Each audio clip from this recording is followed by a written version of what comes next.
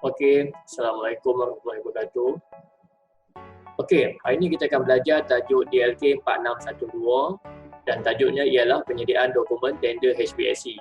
Dan tajuk ini adalah di bawah NOS ME 020-4/2012 di bawah CU C05. Dan tajuk CU tersebut ialah HPSC Tender Document Preparation. Jadi sama-sama kita akan belajar tajuk ini. Okey, di sini pelajar-pelajar boleh tengok kita punya kompetisi ini untuk bagi level 4. So, ini CPC kita dan seperti yang sedia maklum, kita di bawah sektor Mechanical Engineering, sub-sektor kita Heating, Ventilation, Air Conditioning, HVAC, job area HVAC Design, Installation and Maintenance Management, dan job level 4, dan job area code ME 020-4/2012. So, ini kompetisi dan core. Okay, seperti yang pelajar lihat, kita ada 8 CU yang perlu pelajar-pelajar kuasai, dan 4 CU ini telah belajar pada semester 5, dan 4 lagi di bawah ni akan kita belajar pada semester 6. Dan untuk mulaan, kita akan mulakan dengan C05, iaitu tajuk HVAC Tender Document Preparation. Okay, kita masuk pada pengenalan. Jadi, based on CA descriptor menyatakan HPSC Tender Document Preparation focus on gathering information and measurement in preparing a competitive price according to project specification and requirement.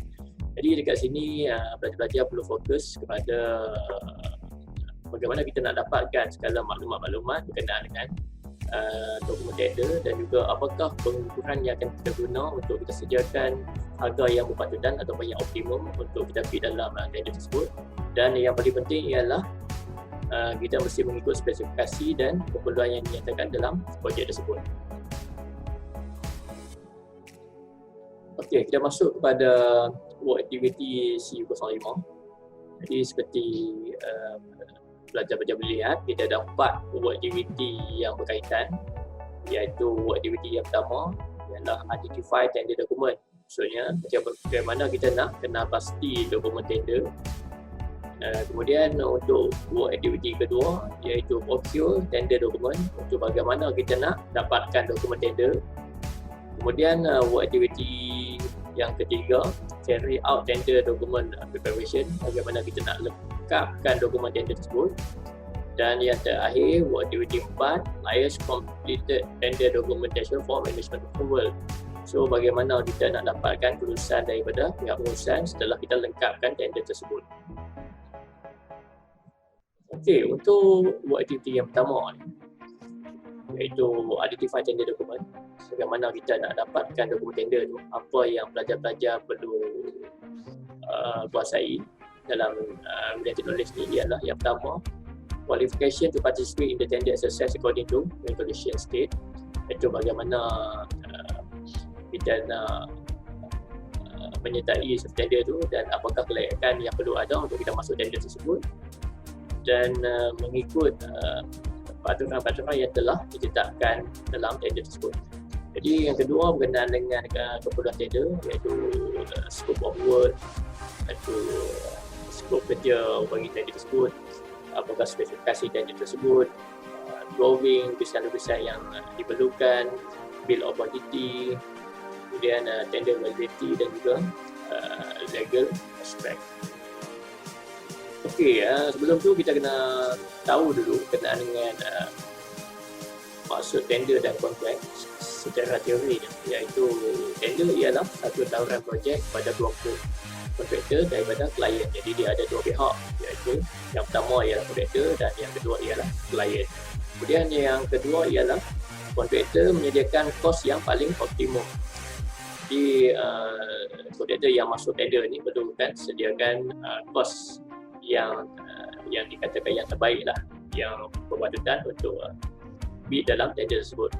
Kemudian keputusan terletak pada klien untuk pilih kontraktor yang layak. Jadi dekat sini pemilihan kontraktor yang layak ni based on apa yang telah ditetapkan oleh pihak klien itu sendiri. Jadi berkenaan dengan kontrak pula, kita tengok sini, apabila tender diterima, wujudlah ikatan yang dinamakan kontrak antara kontraktor yang dipilih oleh klien. Maksudnya apabila kontraktor itu dah dapat tender tersebut, Jadi perlu ada satu ikatan kontrak. Jadi kontrak itu kita akan documentation kan. Dan apabila dah selesai berkenaan dengan documentation itu, jadi wujudlah satu ikatan kontrak antara klien dan juga kontraktor tersebut. Okey, kita sentuh sikit berkenaan dengan kategori perolehan kerajaan. Okey, seperti yang kita boleh lihat di sini. Jadi kalau ikutkan perolehan kerajaan ni hanya ada 3 sahaja, iaitu bekalan, perkhidmatan dan kerja. Jadi untuk kita bidang HVAC ni, sebenarnya 3-3 ni kita boleh masuk.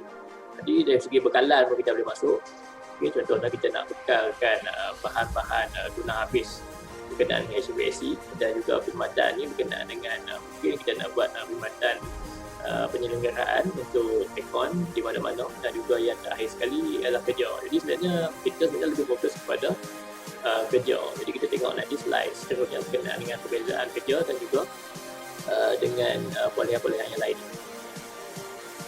Okay, kita sentuh sikit detail berkenaan dengan 3 kategori polehan kerajaan tadi. Jadi untuk perkhidmatan ni kita ada 2, iaitu bukan punding dan juga punding. Jadi contoh-contoh perkhidmatan bukan punding ni seperti perkhidmatan khusus, kemudian perkhidmatan penyelenggaraan, kemudian mungkin sewaan kan. Jadi ini semuanya termasuk dalam bukan punding. Kemudian untuk punding ni kerana dia melibatkan apabila kita perlukan kepakaran atau kemahiran yang tertentu. Jadi kita perlukan input daripada arkitek dan kejuruteraan, ukur bahan, kerja ukur, dan juga meliputi semua jenis kajian fizikal dan kajian bukan fizikal.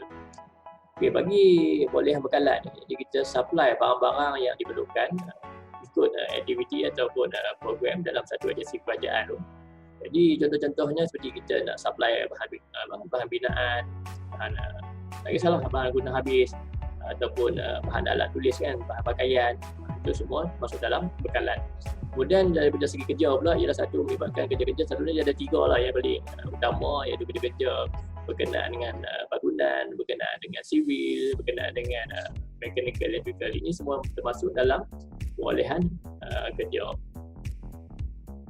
Okey, bagi perolehan kerajaan untuk bekalan, perkhidmatan ataupun kerja. Jadi sebenarnya kita ada 3 jenis perolehan. Jadi yang pertama ialah pembelian terus, yang kedua sebut harga, yang ketiga ialah tender. Dan apakah beza ketiga-tiga ni kalau kita tengok ni adalah nilai perolehan tersebut. Jadi untuk pembelian terus, nilai perolehan adalah tidak melebihi dari RM50,000 setahun. Bagi sebuah harga, nilai perolehan adalah antara RM50,000 hingga RM500,000 setahun. Dan yang last kali iaitu tender, nilai perolehannya adalah melebihi RM500,000 setahun. Jadi untuk C05 ni kita fokus kepada perolehan yang ketiga, iaitu perolehan tender. Okey, kita masuk kepada tajuk sebuah harga, bekalan dan perkhidmatan. Jadi apabila kita sebut saja berkenaan dengan sebuah harga, bekalan perkhidmatan ni maksudnya apabila perolehan itu melebihi RM50,000 hingga RM500,000 setahun. Jadi untuk kaedah untuk perolehan sebuah harga ni ada 3 jenis. Yang pertama, kalau biasanya dipanggil sebuah harga B, di mana nilainya melebihi RM20,000 hingga RM50,000 setahun. Jadi bagaimana nak buat dia? Kita kena pelawar kepada 3 pembekal tempatan yang berdaftar dengan Kementerian Kewangan, sama ada Bentara Bumi Putera ataupun bukan. Dan kita boleh rujuk Perkeliling Kewangan Bilangan 2 2013, di mana ada kelonggaran yang boleh kita gunakan untuk sebuah harga ni. Okey, untuk kaedah perolehan yang kedua pula, apabila nilainya melebihi RM50,000 hingga RM100,000, jadi syaratnya mesti dipelawar dengan pembekal Bentara Bumi Putera yang berdaftar dengan Kementerian Kewangan dan kod bidang yang berkaitan. Bagi perolehan sebuah harga yang ketiga, di mana apabila perolehan itu melebihi RM100,000 hingga RM500,000, jadi ia terbuka kepada semua pembekal, sama ada Bumi Putera ataupun bukan Bumi Putera, dan semestinya berdaftar dengan Kementerian Kewangan dalam kod bidang yang berkaitan. Okey, kita masuk kepada perolehan kerja. Jadi seperti juga perolehan bekalan dan perkhidmatan, Untuk perolehan kerja ni ada 3 jenis juga perolehan, iaitu pembelian terus, sebuah harga dan juga tender. Bagi pembelian terus, jadi untuk perolehan kerja yang bernilai tidak melebihi RM20,000 dan perlu buat latihan terus di kalangan kontraktor G1, di mana kontraktor tu mestilah kontraktor tempatan atau berdaftar di daerah berkaitan saja dan menggunakan inden atau pesanan kerajaan. Jadi maksudnya kontraktor tersebut mestilah berdaftar dalam TP. Okey, kita masuk bagi sebuah harga untuk perolehan kerja. Jadi untuk kerja ni dia ada dua bahagian lah. Yang pertama kerja-kerja requisition, iaitu kerja-kerja kecil dan perbaikan yang tidak mengubah struktur asas dan menggunakan jadual kadar harga, kebutuhan awam dan bangunan. Manakala untuk kerja-kerja bukan requisition, iaitu kerja-kerja yang tidak menggunakan jadual kadar harga. Okey, untuk perolehan kerja-kerja requisition ni, untuk nilai kerja melebihi RM20,000 hingga RM50,000, kita kena pelawar kepada kontraktor G1 sama ada secara undian ataupun pusingan. Bagi kerja RM50,000 hingga RM40,000, jadi mestilah dibelawar secara sebuah harga di kalangan kontraktor G1 dan berdaftar dengan CIDP, mempunyai PPK dan SPKK dalam grade kategori pengkhususan berkaitan. Okey, jadi untuk kerja-kerja ni mestilah menggunakan jadual kadar kedudukan awam dan bangunan. Bagi kerja-kerja bukan requisition, bagi kerja bernilai bawah pada RM20,000 mesti dilaksanakan oleh kontraktor G1 dan boleh dibuat secara latihan terus di kalangan kontraktor kelas G1. Bagi kerja-kerja yang bernilai melebihi RM20,000 hingga RM200,000, perlu dibuat sebuah harga di kalangan kontraktor kelas G1. Manakala untuk kerja-kerja yang bernilai RM200,000 hingga RM500,000, sebuah harga di kalangan kontraktor kelas G2. Ini ringkasan bagi perolehan kerajaan yang saya terangkan tadi. Jadi untuk pembelian terus bagi bekalan dan perkhidmatan, sebenarnya dia boleh dibuat apabila nilai perolehan itu di bawah RM20,000 dan ianya terbuka kepada semua dan kontraktor tak perlu untuk berdaftar dengan MOF. Jadi setakat ada SSM pun dah mencukupi. Bagi perolehan kerja pula di bawah RM20,000, dia hanya terbuka kepada kontraktor G1 dan Bumi Putera sahaja. Jadi kontraktor mesti berdaftar dengan CIDB. Jadi untuk latihan terus atau pusingan kerja ataupun melalui undian, ianya hanya terpakai kepada perolehan kerja di bawah RM50,000 dengan jadual kadar harga, di bawah RM20,000 tanpa jadual kadar harga ni. Ianya terbuka untuk kontraktor grade G1 tempatan dan Bumi Putera sahaja. Okay, bagi sebuah harga untuk perolehan melebihi RM20,000 hingga RM500,000, ianya terbuka di kalangan pembekal tempatan sahaja. Manakala bagi nilai RM50,000 hingga RM100,000, ianya perlu ditawar di kalangan pembekal bertaraf Bumi Putera sahaja. Dan bagi nilai RM100,000 hingga RM500,000, ianya terbuka kepada semua pembekal. Untuk sebuah harga bagi perolehan kerja pula, untuk nilai yang melebihi RM20,000 hingga RM200,000 tanpa jadual kadar harga, ianya terbuka untuk kontraktor grade G1 tempatan dan Bumi Putera sahaja. Bagi yang nilainya lebih RM200,000 hingga RM500,000, ianya terbuka kepada kontraktor G1 sahaja. Okey, jadi untuk tender ni kedua-duanya untuk bekalan dan perkhidmatan dan kerja adalah nilai melebihi RM500,000 dan terbuka kepada semua pembekal bagi bekalan dan perkhidmatan. Manakala untuk kerja, ianya terbuka kepada kontraktor G3 sehingga grade G7 berdasarkan had nilai yang berkenaan.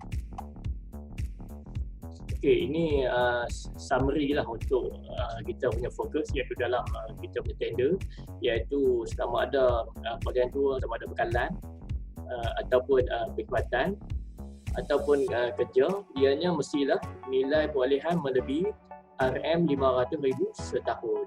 Jadi kita fokus kepada perolehan berkaitan tender untuk tajuk ini. Okey, jenis tender yang ada di Malaysia. Jadi yang pertama tender terbuka, yang kedua tender terhad dan tertutup, yang ketiga tender tawaran perundingan, yang keempat tender pergelayakan. Okey, untuk tender terbuka ni ialah tender yang terbuka kepada semua kontraktor untuk masuk, dan yang penting untuk bagi perolehan jenis bekalan dan perkhidmatan, kontraktor tersebut mesti berdaftar dengan Kementerian Kewangan. Manakala kalau untuk perolehan kerja pula, kontraktor mesti berdaftar dengan CIDP dan PKK.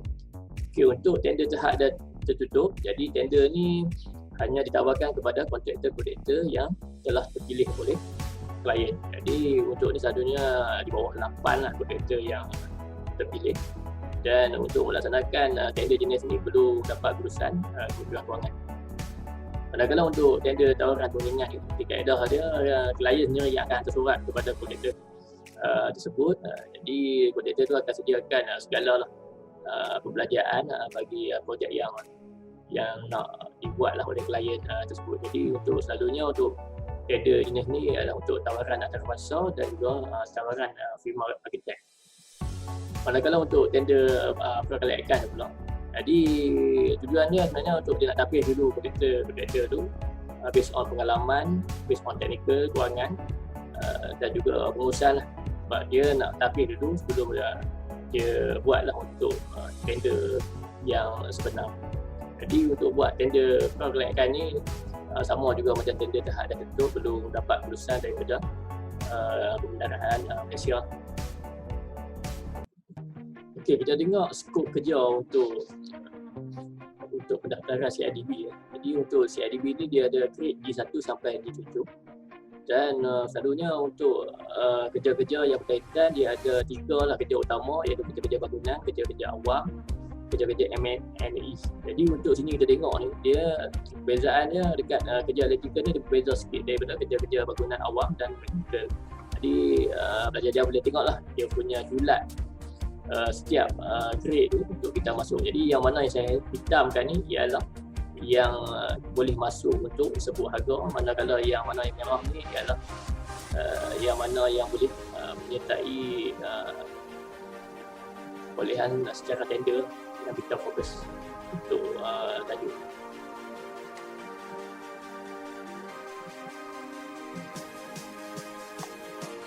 Okey, ini kawasan operasi. Jadi untuk kawasan operasi bagi kerja tender, okay, untuk di seluruh negara, grade yang boleh masuk ialah G4, G5, G6 dan G7. Okay, untuk grade G3 yang bertaraf di negara, di negeri berdaftar sahaja boleh masuk. Okay, bagi kerja sebut harga, grade G2 hanya ikut negeri, grade G1 taraf di negara di daerah didaftarkan, kerja undi dan requisition, grade G1 bumi putera dan kawasan pentadbiran atau wilayah yang didaftarkan. Jadi maksudnya inilah skop-skop kerja yang boleh kontraktor masuk based on grade masing-masing dan kawasan operasi masing-masing. Okey, kita masuk kepada kod bidang CIDB. Jadi untuk kod bidang CIDB ni saya sertakan 2 attachment. Yang pertama berkenaan dengan panduan pelaksanaan SSPK ataupun dipanggil sistem 1 perolehan sistem 1 pendaftaran kontraktor, dan yang kedua ialah berkenaan dengan kod bidang CIDB ni. Nanti pelajar-pelajar boleh perlu attachment ni untuk mendapatkan lebih maklumat berkenaan dengan pendaftaran sebagai kontraktor.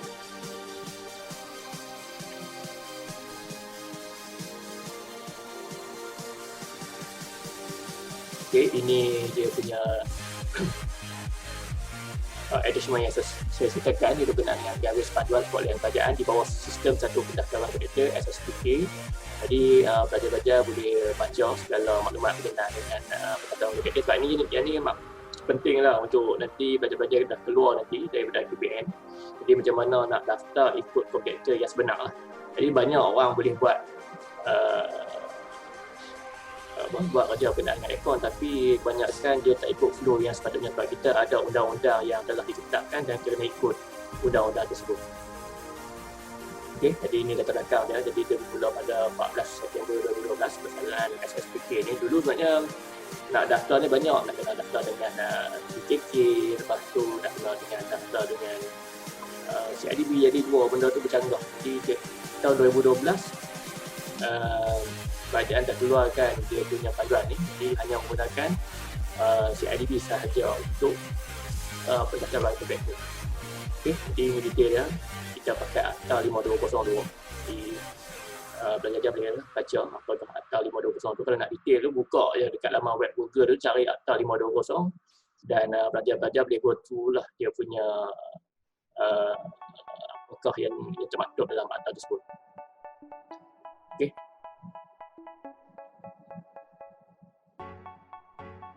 Boleh nanti berkenaan dengan sijil-sijil yang terlibat untuk pendaftaran kontraktor, apa yang patut pelajar-pelajar dapat. Jadi sebenarnya ini penting sebab kalau nak masuk tender berkenaan dengan projek yang bernilai tinggi, jadi ini syarat-syarat yang wajib yang pelajar-pelajar mesti dapat.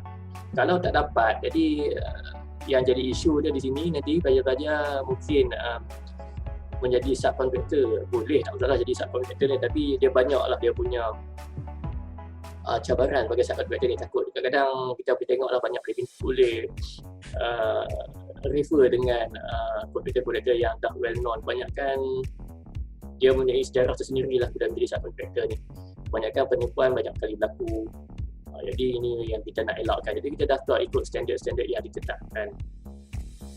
Okey, ini berkenaan dengan panduan pelaksanaan pendaftaran kontraktor.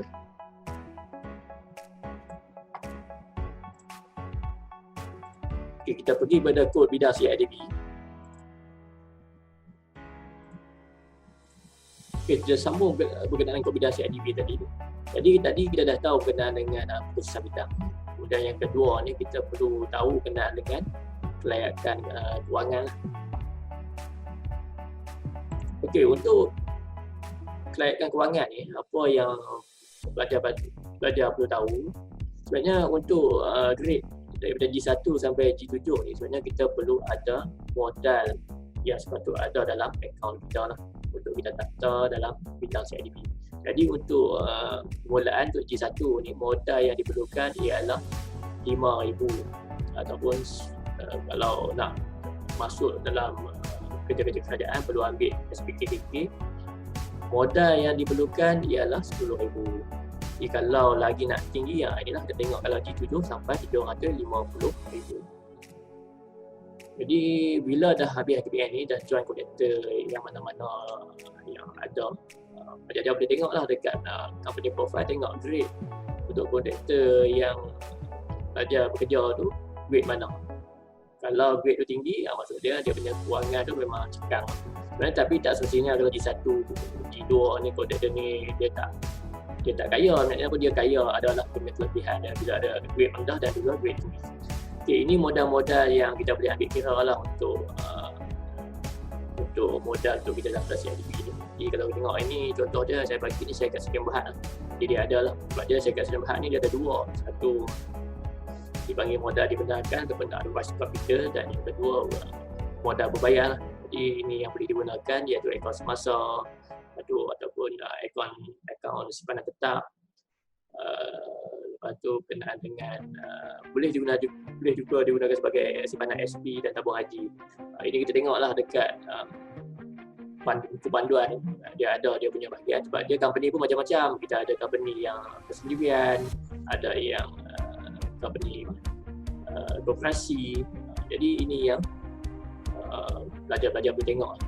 Sebab duit ni sebenarnya bagi saya, kalau memang kita nak cari RM5,000 tu tak boleh. Jadi kita gunakanlah kemudahan finance yang ada, kita dapatkan duit tu dulu dan kita pump dulu dalam akaun kita untuk kita selesaikan pendaftaran CIDP. Sebenarnya untuk jadi kontraktor ni yang jadi masalah sebenarnya kita nak manage kewangan lah. Itu yang paling penting sekali, dan kadang-kadang job banyak tapi tak tengok tak untung. Jadi inilah yang perlu pelajar-pelajar hadapilah cabaran sebagai kontraktor. Okey, kita tengok kepada berkenaan dengan keperluan perolehan tender. Jadi untuk keperluan perolehan tender ni ada dua, iaitu yang pertama berkenaan dengan rancangan tender, dan yang kedua ialah penyediaan spesifikasi. Jadi macam mana kita nak rancang suatu tender tu. Jadi dekat sini kita pelajar-pelajar boleh baca lah. Kalau pada tender ni, pihak klien perlu kita kaji aduan itu bagi menetapkan kaitan tender yang terlibat seperti tempoh penyediaan spesifikasi, pengiklanan, penilaian serta keputusan tender. Manakala untuk penyediaan spesifikasi, Okey, dia akan berusaha dan juga ditubuhkan spesifikasi hendaklah terinci bagi memberi gambaran secara jelas kepada petender apa yang perlu, apa yang diperlukan atau yang dikehendaki. Okey, kat sini sebenarnya bahagian kita sebagai kontraktor sebenarnya kita cuma perlu ambil tahu sajalah macam mana klien sediakan tender. Bagi saya mungkin bila untuk kita sebagai kontraktor ni sebenarnya kita tak terlibat dalam bahagian ni. Cuma mungkin kita perlu ambil maklum lah kenaan bagaimana klien tu buat. Kadang-kadang pertama klien akan cari kita untuk kita buat spesifikasi, mungkin spesifikasi yang kita spesifikasi yang diperlukan oleh klien, kita tolong advice, dan itu adalah satu peluang bila kita nak advantage kepada kita untuk dapatkan kerja tersebut. Okey, kita masuk kepada prosedur penyediaan dokumen tender. Jadi kita lakukan dia ada 8 step. Untuk step yang pertama, tender ditawarkan apabila adanya program projek. Kemudian yang kedua, kita buat proses dokumen meja tender, iaitu kita terima pelan-pelan daripada Jabatan Arkitek ataupun arkitek yang dilantik. Kemudian yang ketiga ialah kerja-kerja nak menentukan visi dan juga proposal saham. Okay, kemudian yang keempat, kita buat draft ringkasan tawaran. Itulah kita nama program-program disusun, hantar untuk di-type. Kemudian yang dikumpul, disusun dan dihantar untuk di-delete. Kemudian step yang kelima, dapat anggaran kasar, kos yang dibolehi. So kita submit kepada Ibu Pejabat JKA untuk tentukan tender. Kemudian yang keenam, dihantar pula ke bahagian kewangan untuk tengok kedudukan ada atau tidak. Kemudian dah selesai, disemak balik di Ibu Pejabat JKA untuk tentukan jenis tender. Dan kemudian yang terakhir, yang ke-8, kita mesti pastikanlah dokumen tender dan dokumen meja tender tu betul dari segi kelas, tajuk dan tajuk kecil, dan juga berapa lama tempoh pengiklanan bagi tender tersebut, dan diiklankan di akhbar-akhbar tempatan. So ini step-step untuk penyediaan dokumen tender. Okay, ini sambungan berkenaan dengan keperluan pelayan tender. Jadi dokumen tender yang dikeluarkan kepada petender. Untuk tender sebenarnya dia ada dua. Satu, kontrak berdasarkan senarai kuantiti, dan yang kedua berkenaan dengan kontrak berdasarkan lukisan dan spesifikasi. Jadi inilah apa yang ada dalam dokumen tender. Jadi pelajar boleh tengok sendiri. Jadi kita akan tengok detail lah dalam kita punya amali nanti, apa yang patut diisi oleh pelajar apabila kita nak masuk satu tender lah. Tapi sebenarnya kita akan lebih fokus kepada kontrak berdasarkan senarai kuantiti, sebab ini yang paling banyak sekali bagi dia menggunakan BQ. Beza pun kita tengok kalau dengan BQ ni dengan lukisan dan spesifikasi ni, dia punya mungkin ada lebih kurang tender lah. Dia ada 3P, ni 3C. Sebab dia lukisan dan spesifikasi ni mungkin dia susah sikit nak nilai. Dia kena daripada lukisan dan spesifikasi yang dinyatakan oleh klien, kita akan buat pula pecahan untuk dapatkan costing untuk tender tersebut. Okey, ini pula berkenaan dengan dokumen meja tender. Okey, ini pula beza dia sebenarnya. Dokumen meja tender ni, bila ada dokumen tender, kita nak panggil untuk lawatan tabak, kita perlu sediakan dokumen meja tender. Jadi ini yang perlu kita sediakan. Okay, kalau untuk kontrak berdasarkan BQ, dia ada tambahan. Tadi kita tengok, pelajar-pelajar boleh tengok jadi beza dia.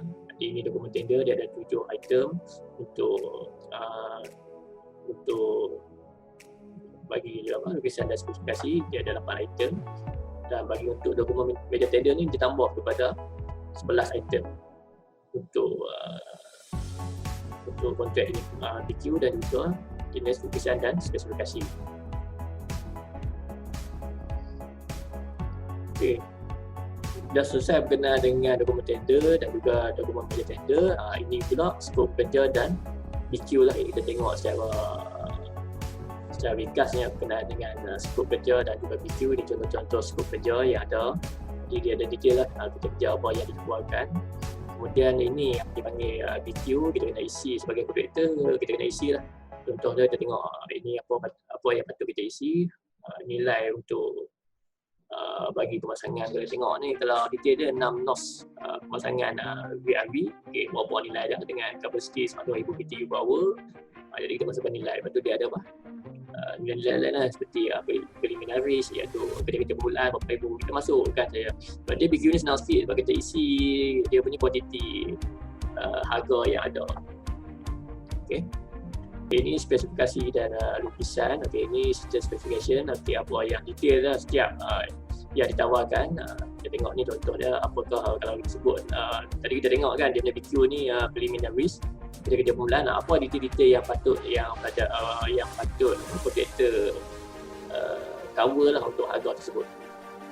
Okay, kemudian ini lukisan-lukisan yang disediakan oleh pihak klien, pemasangan untuk VRV. Jadi kita boleh refer kepada lukisan ni untuk kita estimate kita punya costing bagi tender yang kita nak masuk.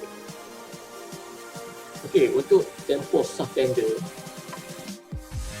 Okey, kita tengok sesuatu tender hendaklah dinilaikan dan pengesyuruhan dibuat kepada lembaga tender atau jawatan khas. Maksudnya kita ada nilai, dia ada banyak jawatankuasa, dia ada dua. Lalu dia ada kuasa pembuka, lepas tu dia ada kuasa teknikal, kemudian kewangan, kemudian akhir sekali kepada lembaga tender lah untuk putuskan tender tersebut. Jadi kelulusan dibolehi dan setuju terima dibuat dalam tempoh sah tender sama ada 30, 60 ataupun 90 hari. Jadi kebiasaannya 60 hari lah. Jadi apa pun bergantung kepada dokumen tender tersebut lah. Kita tengok kenilaian lah, kita tengok berapa lama dalam dokumen tender tu dia punya tempoh untuk sah tender tersebut. Jadi bagi mengelakkan tempoh sah tender dilanjutkan, tender hendaklah dinilai dan pengesyuruhan kepada lembaga tender dibuat dalam tempoh 30 hari dari tarikh yang ditetapkan dalam penyuluhan tender. Jadi dekat sini kita tengok dicadangkan lah dalam tempoh 30 hari itu klien mesti buat penilaian untuk apabila kita sebagai kontraktor dah masuk, kita nak tahu kita dapat tak dapat, inilah dia ada masa paling lama pun 90 hari iaitu 3 bulan. Jadi kita tengok kalau lepas 3 bulan tu tak ada apa feedback, maksudnya kita tak dapat tu. Tapi kalau dalam tempoh tu kita dipanggil, maksudnya kita dapat tender tersebut. Okey, lepas tu sekali tempoh satu tender terpaksa dilanjutkan atas sebab yang tak dapat dilakukan, setiap tender yang diajukan hendaklah dipolis sekurangnya 2 minggu sebelum tempoh sah tender tersebut. Jadi kalau kita nak extend juga, jadi kita kena panggil pula kontraktor yang terlibat, kita kena buat satu persetujuan atas semua tender yang kita nak lanjutkan tempoh tersebut. Tapi selalunya kalau mungkin spek, ada masalah spek ke ataupun masalah yang lain, kita batalkan tender tersebut dan kita akan buat balik. Okey, ini aspek perundangan yang kita guna pakai. Sebenarnya banyak undang-undang yang kita kena guna. Jadi yang ni yang kebiasaan kita refer lah berkenaan dengan arahan pemerintahan, AP, Kementerian Kewangan. Yang kedua berkenaan dengan JKR, Kementerian Kerja Raya. Kemudian PKK, sebab dia ada atau kita ada ikut kekeliling kan. Kalau tengok tadi mungkin kita kena ikut kekeliling kewangan yang berkaitan. Kemudian kalau kita masuk tender JKR, apa pula dia punya sistemnya kan yang berkaitan. Lepas tu untuk daftar pula untuk sebagai kontraktor kita kena ikut flow apa. Jadi inilah yang berkaitan yang utama lah. Ada lagi yang sampingan-sampingan, tapi ini yang selalunya yang kita kena ikut lah. Sebab dia sebenarnya kalau ikut kita masuk bidang elektrikal, dia ada ikut ST. Jadi banyak undang-undang terlibat, kita tengok yang mana yang berkaitan.